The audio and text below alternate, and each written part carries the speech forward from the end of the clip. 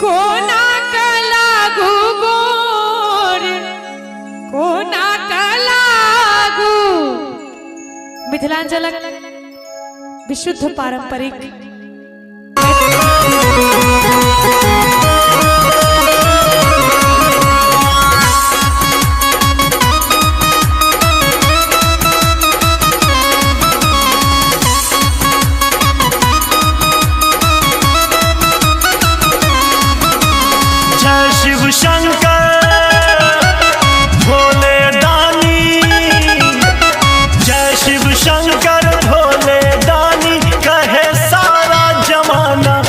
भोले के दीवाना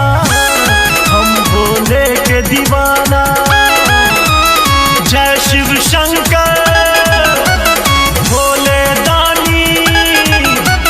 जय शिव शंकर भोले दानी कहे सारा जमाना हम भोले के दीवाना हम भोले के दीवाना हम भोले के दीवाना।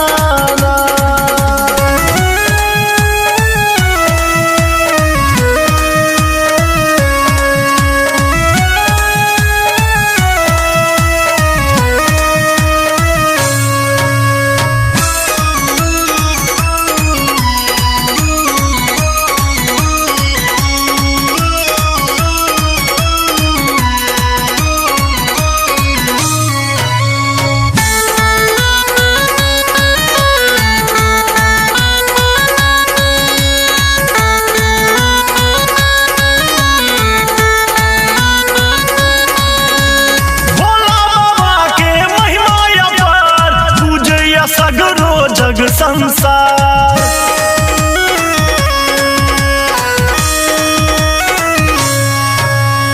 भोला बाबा के महिमा अपार पूजैया सगरो जग संसार जग संसार जग संसार त्रिशूलधारी डमरूधारी त्रिशूलधारी डमरूधारी कहे सारा जमाना हम भोले के दीवाना हम भोले के दीवाना।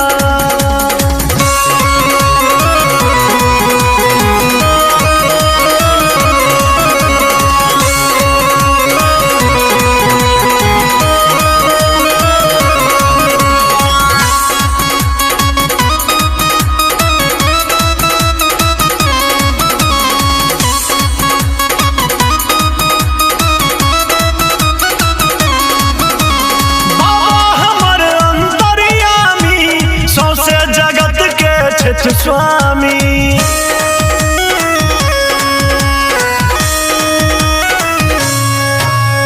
बाबा हमर अंतर्यामी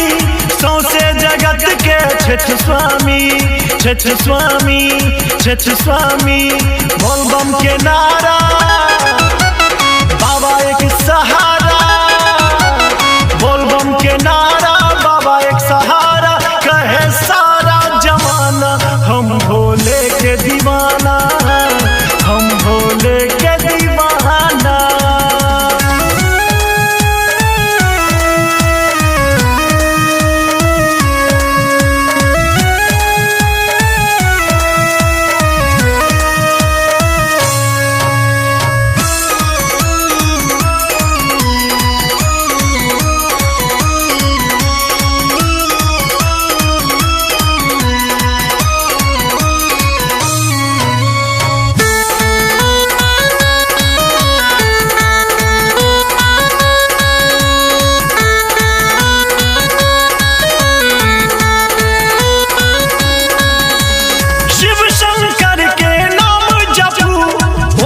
शिवाय मंत्र रटू